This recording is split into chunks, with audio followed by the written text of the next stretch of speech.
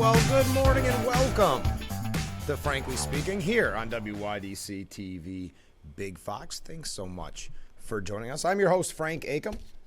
We are broadcasting live from the Hesselson studio here on Marcus Street in Corning. We've got a very busy morning. This morning we'll be talking with Nick Pelham about the 204th Steuben County Fair. As always, you can contact me if you have any questions for him or for me, questions, comments, concerns, and or criticism. Over the weekend, the former president, Donald Trump, very active on social media. We may be talking about that, Truth Social specifically. We also have a couple New York State issues as well. And a little bit about Hunter, a little bit about... Well, we'll see. We'll get to all of it. Before that, I received a few emails and texts during the weekend, so we're going to start with that. In order to save our freedoms and drain the swamp of the bad career politicians, one man can't do it alone. Sorry, I'm looking at a different screen so I can see it better. It takes all of us to vote for good candidates that aren't deep state owned. The voters need to be made aware of the names of the candidates that accepted huge donations from them. Very good point. Thank you very much. So again, contact me. We love to read what people have to say on the air. So we've got to start by taking a break here in just a little bit. But as I said, Nick Pelham is going to be our guest talking about the 204th Steuben County Fair. You can find out more at SteubenCountyFair.org. And I received a lot of comments about Friday's show. I thought it was a really, really good show as well. It was interesting to hear about the history of the Oak Ridge Boys. It was also really nice to hear from Georgia Verdier, the president of the NAACP, and the newest inductee to the Steuben County Hall of Fame. So, before we take that break, let's I don't know. Do you want to talk about what the former president had to say on social media? I know and I've never known how to pronounce her name, and I feel bad because it's been a big news story for a long time. But Megan Rapinoe, the soccer player, I've only ever seen it right now, and I haven't watched that much coverage. Obviously, last week we were bumped by Women's World Cup soccer, and it was really exciting watching a little bit I did, but none of it was the U.S. team when I was watching. But this is what the former president had to say. The shocking and totally unexpected loss by the U.S. women's soccer team to Sweden is fully emblematic of what is happening to our once great nation under crooked Joe Biden. Many of our players were openly hostile to America. No other country behaved in such a manner or even close. Woke equals failure. Nice shot, Megan. The USA is going to... You can imagine what he said. MAGA. The attacks on America started in earnest. This is Warner Todd Hudson. In 2016, when Rapinoe saw an avenue to make herself a national figure by loudly joining ex-NFL player Colin Kaepernick's anti-American protest during the playing of the national anthem. Rapinoe was one of our early players outside the NFL to join Kaepernick in his attack on the United States. Its history, its ideals, and its soldiers and police. Most of the rest of the U.S. WNT, but not all, soon joined Rapinoe in the constant protesting that led to an embarrassing performance at the 2019 Women's World Cup, where most of the team took a knee on the world stage. So that's what Trump was referencing. Yes, it was not a good game for the United States. I guess missed by what? Or not missed. Sweden... by millimeters made that shot. But there's a lot of politics involved in the coverage of the U.S. women's team. So the former president, deciding to weigh in. We're going to talk about, he went on quite a social media jaunt. So we're going to talk about that maybe here in a little bit. A couple things about New York that I think you're going to find really interesting as well. But we've got to take a short break already, so stay with us. This is Frankly Speaking here on WYDC TV, Big Fox.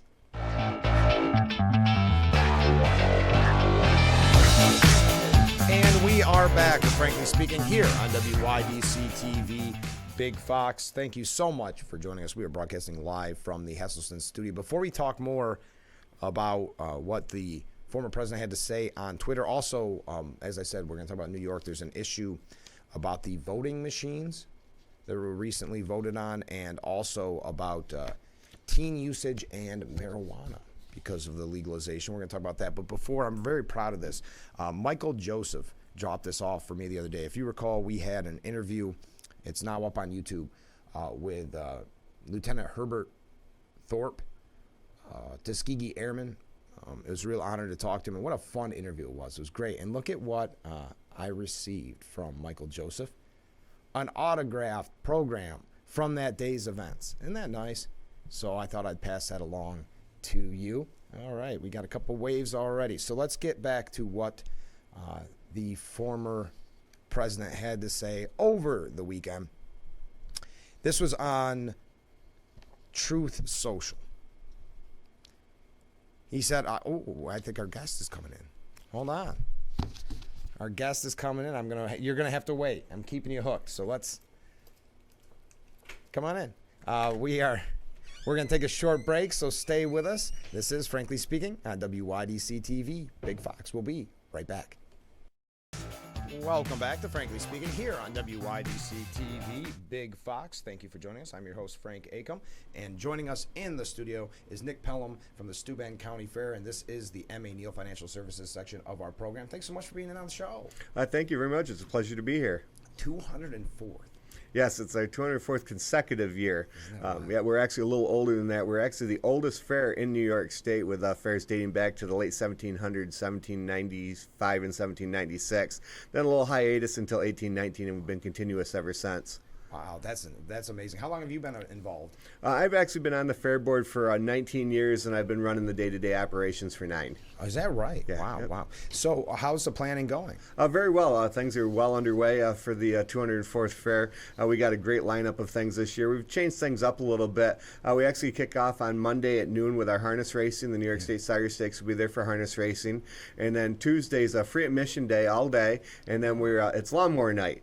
We have a lawnmower tractor pull, starting out with the stock lawnmowers at 6 and moving up to the V8 powered mini rods, which are really a high power, high energy lawnmower. Basically, they're lawnmower based on the wheelbase. Yeah. And then we're also throwing in our lawnmower demolition derby that night with just a $10 admission fee to the grandstand. That sounds wild. So what is a lawnmower demolition derby like? Basically, they're exactly what you'd expect. Exactly what you'd expect. Yep, they have to build some protection around their ankle, thigh areas. Sure. And then the batteries have to be removed once the lawnmower starts. And basically, if the lawnmower tips over or dies, they're out, and the winner takes all. It's amazing how people think of this kind of stuff. So you said you kick off with a harness racing, and that's got to be kind of an important part of the history of the Steuben County Fair, isn't it? Absolutely, and that's really what Bath was based on, was actually a harness race. That was or not a harness race, but a horse race. Right. They started out with a horse to draw people to the area to try to sell property and everything, and the harness racing has been a big part of the Steuben County Fair since day one. So how much, we talk about planning, and you said it's going well, when do you start planning for the fair? Like the day after the fair? Absolutely. Actually, during the fair. Yeah. Everything. Right? We just kind of go through the motions now. So as the fair's going on, I keep an eye on the ground acts, see how well they're attended, the grandstand shows, things like that, and already start to plan for the next year. What do you think the most popular event is? Demolition derbies. Yeah, the motorsports type stuff. Yep. So what's your day look like during the fair? I start at 7 o'clock in the morning, and I crawl back into my camper about 1:30. Is that right? Yeah. I'm on the grounds all day long, just looking at things that we can improve. Any problems that start to arise, I try to take care of them before they become an issue. And it's a lot of work. It's a long week for us, but I've got a great crew behind me, and we just do a fantastic job putting on the fair. Do you have a favorite event at the fair?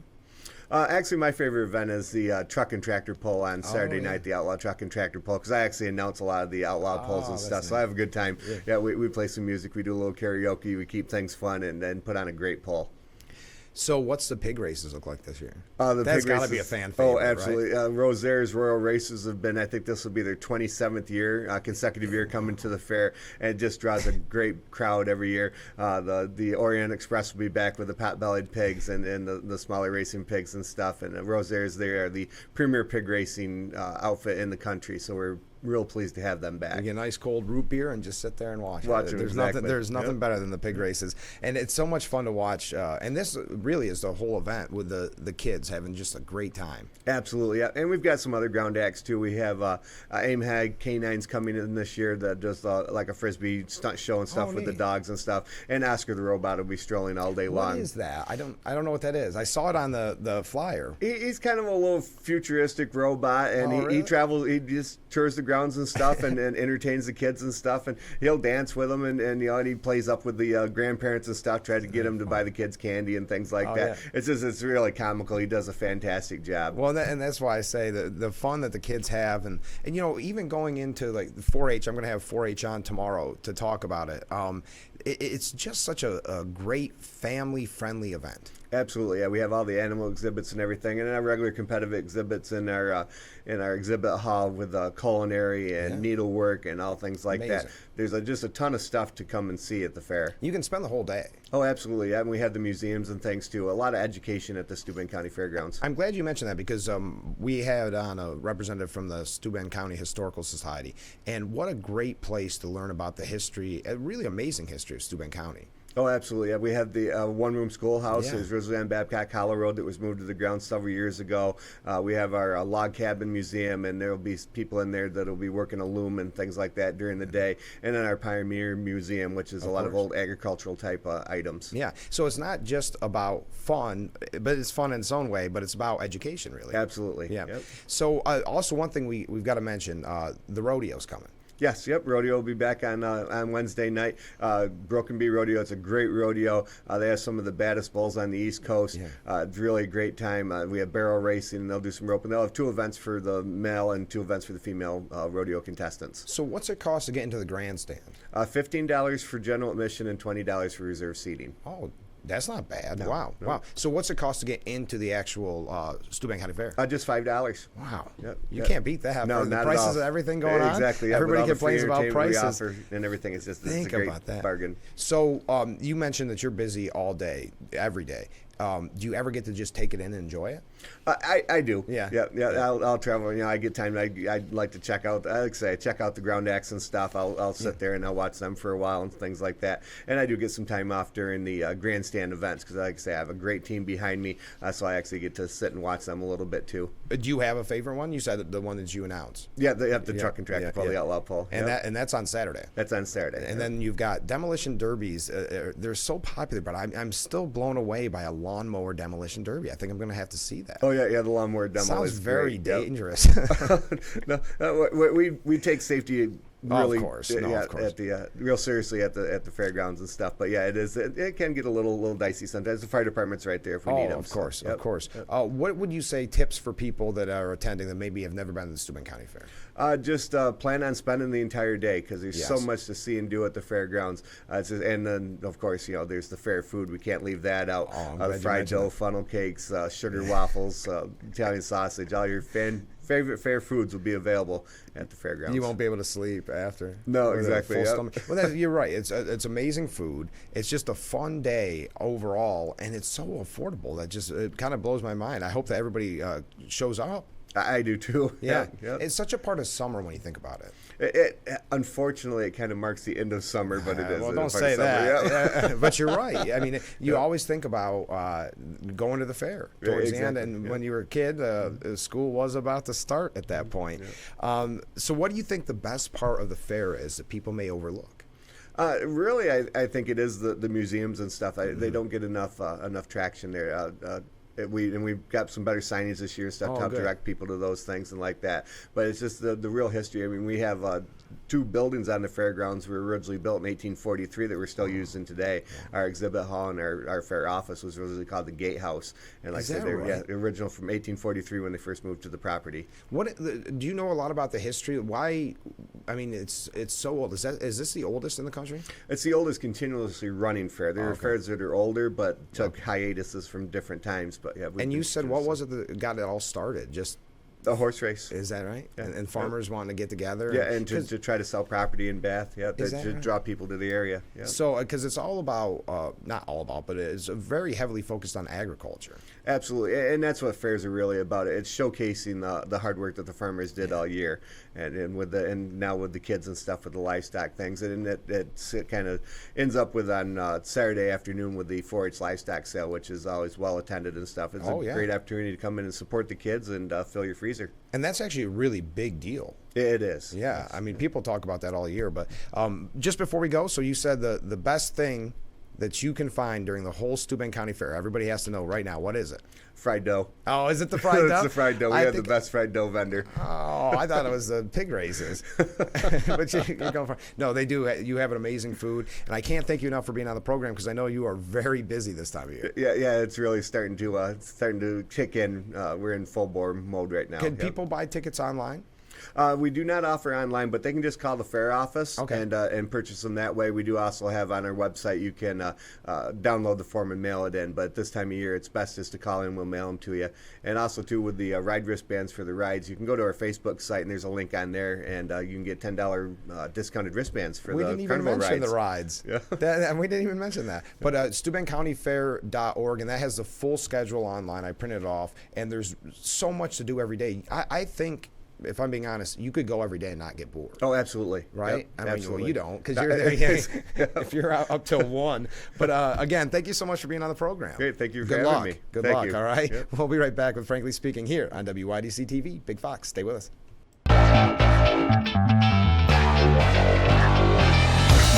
We are back with Frankly Speaking here on WYDC TV. Big Fox. I'm your host, Frank Acom. That was so nice to talk with Nick Pelham. The 204th Steuben County Fair. I would highly recommend, and I mention it because it is overlooked, like he had said, the educational experience at the Steuben County Fair. I personally, my favorite is the pig races, don't get me wrong, but when it actually comes to learning about our history, I don't think you can beat it. And for those prices, everybody complains about prices. Think about that. You can take your family and have a great day for what? $20-$30. I mean, obviously you're going to pay for rides and things like that, but what an amazing tradition in our area. And that's why I loved 2 weeks ago having on representatives from the Chemung County Fair and now the Steuben County Fair, oldest continuing running fair in the U.S. Originated in 1819. There were 9 categories for judging, with prizes given to exhibitors of cattle, sheep, and produce. Horse racing was also an attraction. So it kicks off with the harness race. As I mentioned, you can find the whole schedule online at SteubenCountyFair.org. So thank you again to Nick Pelham for being on the program. We do have a couple things we need to get to when it comes to politics. As I mentioned before, Nick joined us. The former president, Donald Trump, really went full bore on Truth Social this weekend. Specifically on Nancy Pelosi. I purposely didn't comment on Nancy Pelosi's very weird story concerning her husband. But now I can, because she said something about me with glee that was really quite vicious. I saw a scared puppy, she said, as she watched me on television, like millions of others, that didn't see that. I wasn't scared. Nevertheless, how mean a thing to say. She is a wicked witch whose husband's journey from, where starts and finishes with her. She is a sick and demented psycho who will someday live in, we'll say, Hades, because school is still out, and I hope that you have your kids, so there's not brain drain, as they always talk about during the summer. Watch this program every morning, so I'm not going to cuss. Deranged Jack Smith and our highly partisan and very corrupt Department of Injustice could have brought this Biden opponent case years ago, but chose to wait and bring it right in the middle of my election campaign. No way. I hope you are watching, America. Our country is being destroyed. Make America great again. And the list goes on and on. He has now called for a recusal of the judge in the January 6th case on very powerful grounds. That's his word, according from the New York Post. There's no way I can get a fair trial with a judge assigned, and he put assigned in quotes, to the ridiculous freedom of speech fair election case. Everybody knows this, and so does she. We will immediately be asking for recusal of this judge on very powerful grounds, and likewise for venue change out. It says out if D.C., but I think it means out of D.C. That has been a major concern. I saw that on various news outlets that D.C., of course, would not be a friendly venue for the former president. Obviously, he has not been the kindest about D.C., so that'll be interesting. He also said, pardon me,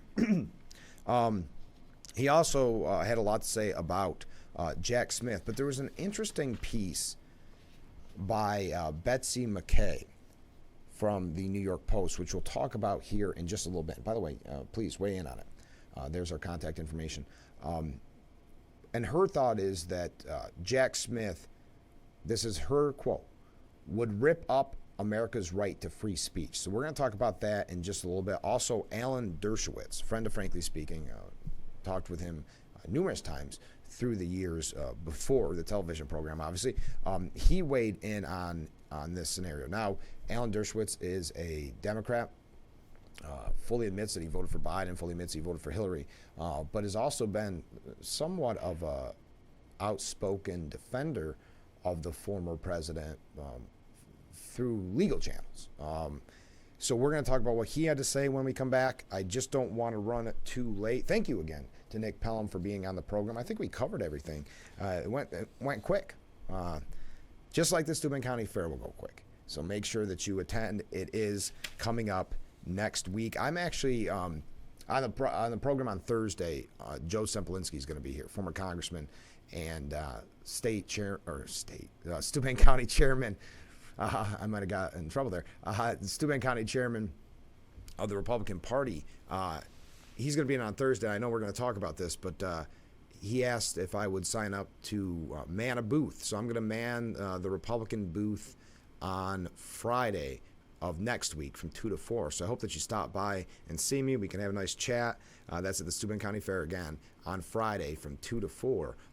But the Republican booth will be there, and it will be fully manned throughout the whole week. So you can find out about candidates, you can get some flyers, register to vote if you're not registered to vote, or just have a nice chat with whoever's in charge of the booth for that time slot. So again, I will be there on Friday of next week from 2 to 4, but we'll talk with Joe Sempolinski about that on Thursday. We do have, do I have that list? I had it the other day. I think I have it. So obviously today was Nick Pelham with the Steuben County Fair.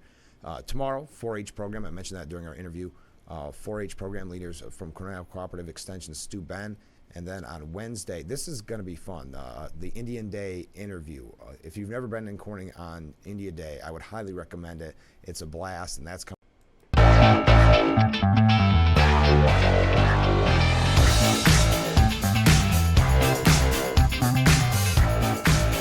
And we are back with Frankly Speaking here on WYDC TV.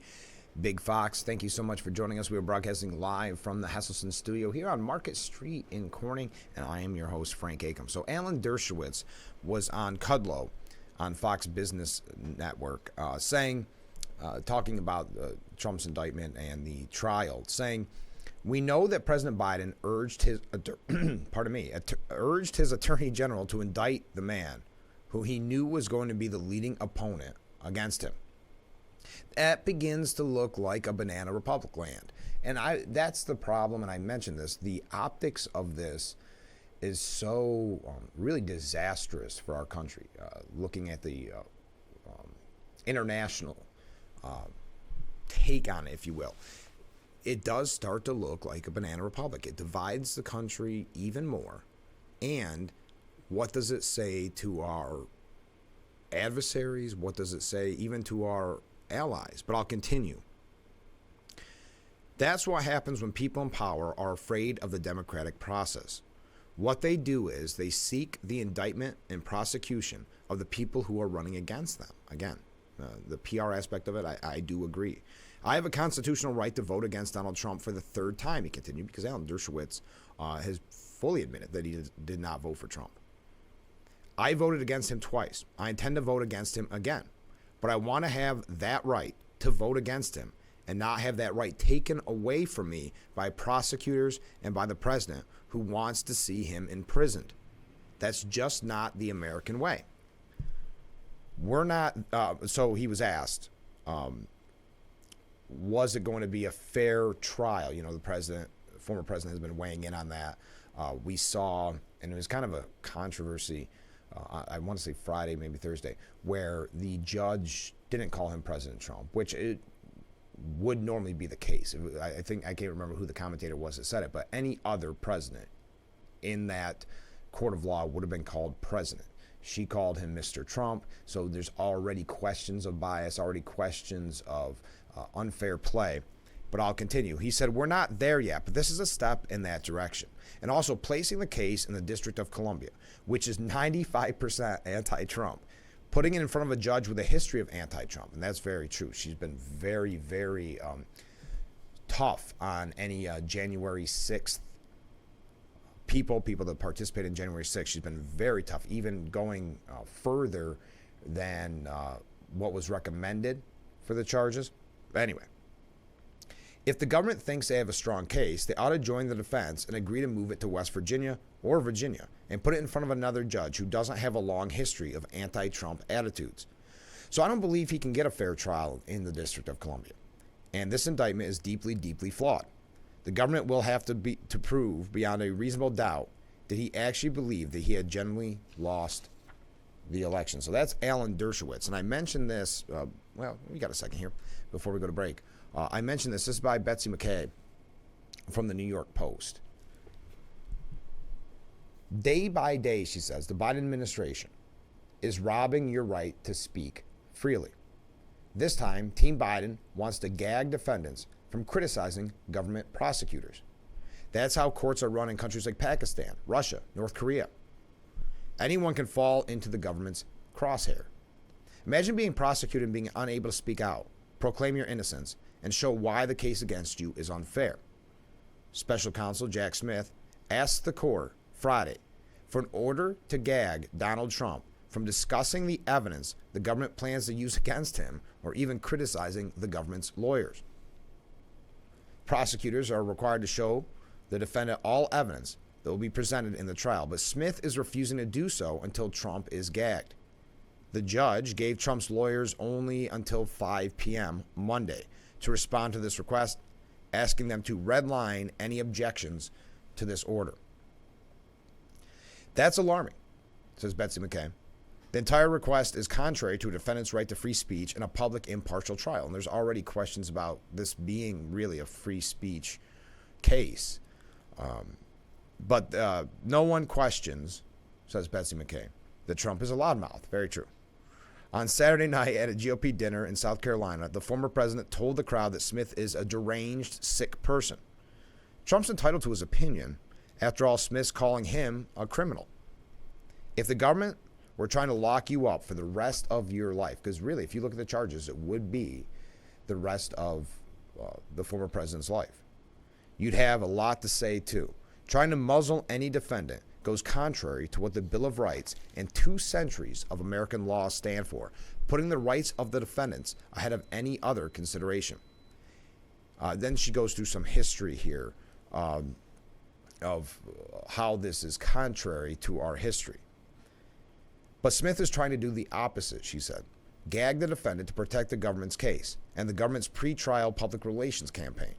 That's an outrage against voters. It is. And, you know, you tie this in with the fact of the kind of the sweetheart deal that we saw with Hunter Biden, and it raises a lot of red flags. Even people, I know I've mentioned this a lot, but even people that don't like Trump, they're outraged at how all of this is unfolding.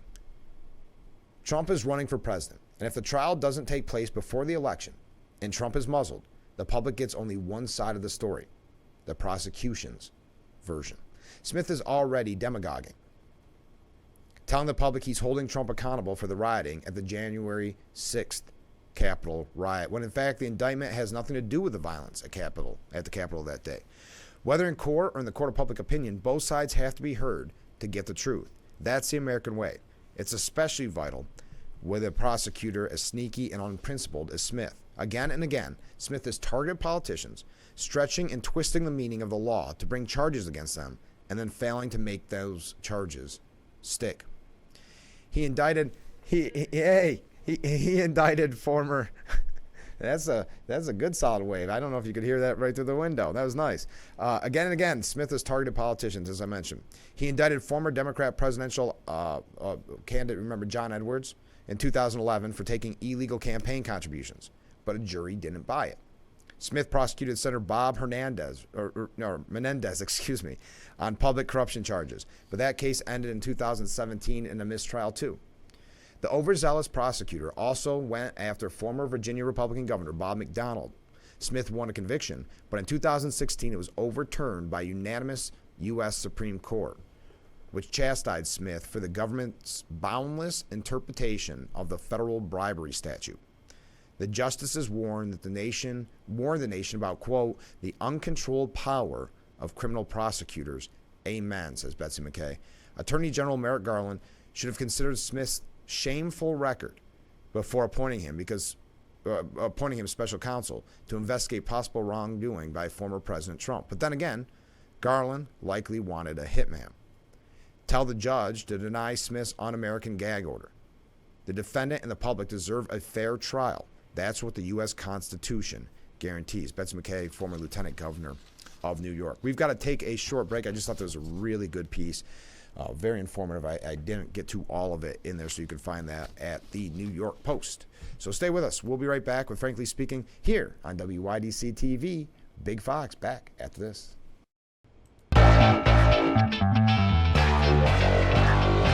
And we are back with Frankly Speaking. Thank you so much for joining us this morning. I'm your host, Frank Acom. As always, you can contact me. There is all the information you need to know to be a part of the program. I really enjoy reading your comments. I really enjoy hearing from you, and I have a lot of people reaching out, and I can't thank you enough. So I've got to mention this because we have been, I want to say a little bit ahead of the curve on this one. We have been very, supportive isn't the right word, but very vocal about the attacks on RFK Jr., Robert right? Yeah. Robert F. Kennedy. It didn't sound right for a minute. Jr. on the program, because when he joined the race, the coverage was so biased against him, and yet he still started at around 20%, which is really remarkable. And then we see the coverage grow and grow as he becomes more of a threat to Biden. And this goes back to the whole discussion we have about the media in general. Obviously, defending the president at any turn, attacking, quote unquote, his enemies. We see it with their attacks on Trump. We see it with Robert Kennedy. So, anguish in Camelot, it reads. Kennedy campaign, royals, storied political family. Yeah, they go through, and this is what's been really, I think, unfortunate. Whatever you think about him, I know, let me take that off. I know that he does have some interesting views, some outsider views, some conspiracy theory views. That's fine. You're allowed to have views that maybe aren't popular. But to see the attacks based on that from the beginning was really, really fascinating to watch, because I never thought the media would turn against the Kennedy, but they sure did instantly, talking about basically painting him as a quote-unquote tinfoil hat type person. So the only grandson of President John F. Kennedy, Jack Schlossberg, had been watching the presidential campaign of his cousin, Robert F. Kennedy, to increasing dismay. To Mr. Schlossberg, to challenge President Biden for the Democrat nomination was just a vanity project that was tarnishing the legacy of his grandfather and their storied family. Just days earlier last month, his conspiracy-minded cousin, had suggested that the COVID-19 virus had been engineered. You know all that. We talked about that. He's trading in on Camelot, said Schlossberg. Celebrity He's trading in a celebrity, conspiracy theories, and conflict for personal gain and fame. I've listened to him. I know him. I have no idea why anyone thinks he should be president. What I do know is his candidacy is an embarrassment. And so this is I want to say the second or third time they've brought up Kennedy family members and had them attack their own relative. It's really, again, I got to say, it goes to show you, and it'd be interesting to be a fly on the wall to hear what he thinks. Because obviously Kennedys have always been treated extra special by the media. So it's interesting to see, it would be interesting to see what his reaction is. And also if he was surprised that he'd be attacked this much. That's what happens when he actually makes headway against Joe Biden. You know, it goes back to why social media censored the Hunter laptop story, or why they've censored other stories, especially on social media, after the White House asked them to. There has been, and this has been kind of a theme this morning, very much an attack on free speech under this administration. But this whole piece you can find at dnyuz.com. But it basically is just a hit piece on Robert F. Kennedy Jr., which he should take as a badge of honor. It means that he is definitely making a lot of people in power a little nervous with his campaign. We've got a lot to talk about, but only a little bit of time to get there. We've got to take a break. So stay with us. This is Frankly Speaking here on WYDC TV, Big Fox.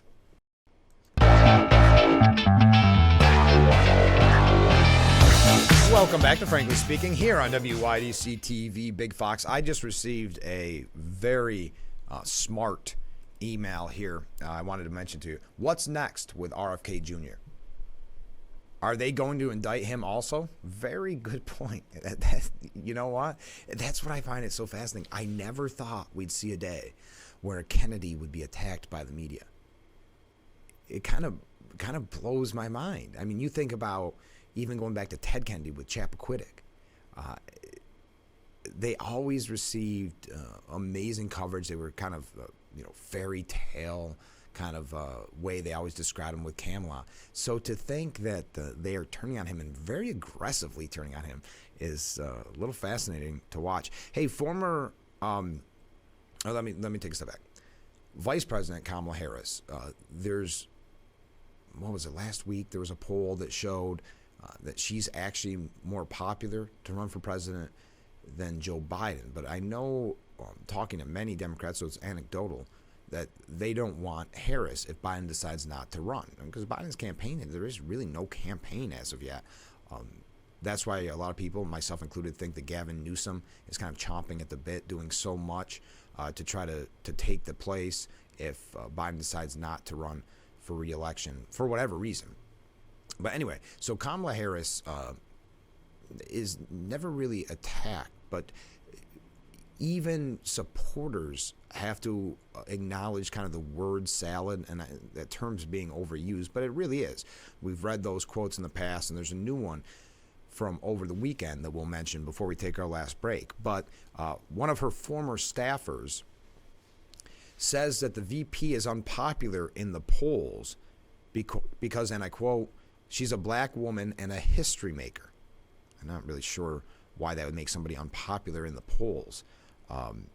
CNN commentator Alice Stewart said Harris is taking heat from GOP candidates because she is choosing to attack Republicans instead of talking about her own failures. Yes, the president is old, and Kamala Harris to the heir apparent, potentially, if he were to step aside. But look, where this began, the vice president was giving a very impressive portfolio to deal with the border crisis and election reform. She failed on both counts. She has not done her job. She's not a popular vice president. So instead of her talking about her failures, she's attacking Republicans, and they're simply responding. She has appointed herself the attack dog, and she's getting hit back. Yeah, that is interesting. She's not good at getting hit back, because that happened. That's why she dropped out of the race, really. She attacked Biden, ironically, right? Essentially called him a racist during the debates, and then didn't expect people to start attacking her, so she was not prepared in the next debate when everybody went after her. But anyway, I think this is happening for a couple of reasons. Most people don't know what vice presidents do, okay? And now she is a history maker. She's a woman. She's a black woman. And it's the easy thing to do to say she's the attack dog. Go after her, Allison said. She was not put in charge of the border. She was put in charge of the root causes and going down to Central and South America to discuss what is happening. And everyone admits our immigration policies are in crisis. It's not because of Kamala Harris. It's because we have not been able to find bipartisan reform. We all know the election systems are broken. We have a former president who won't even acknowledge that he lost the election. That's not because of Kamala Harris. So that's the reason, according to CNN. So I'm going to mention the quote from over the weekend when we come back. Wow, we are almost out of time. So please stay with us. We'll be right back with Frankly Speaking here on WYDC TV, Big Fox.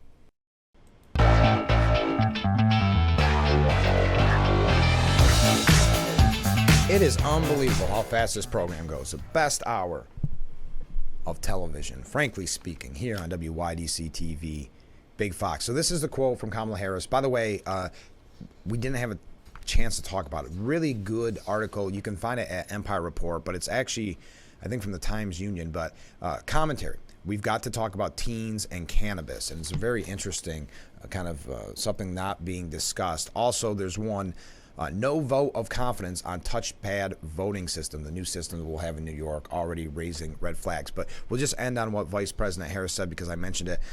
And they call it word salad. That's being overused. It's kind of like a nothing burger, or there's no there. Some things are just overused in politics, throwing gate after every little tiny scandal. But this is what she said, quote, "And so for years we have worked to expand investment in community banks because, you see, community banks specialize in providing loans and financial assistance to small business owners, in particular those in overlooked and underserved communities, including rural communities.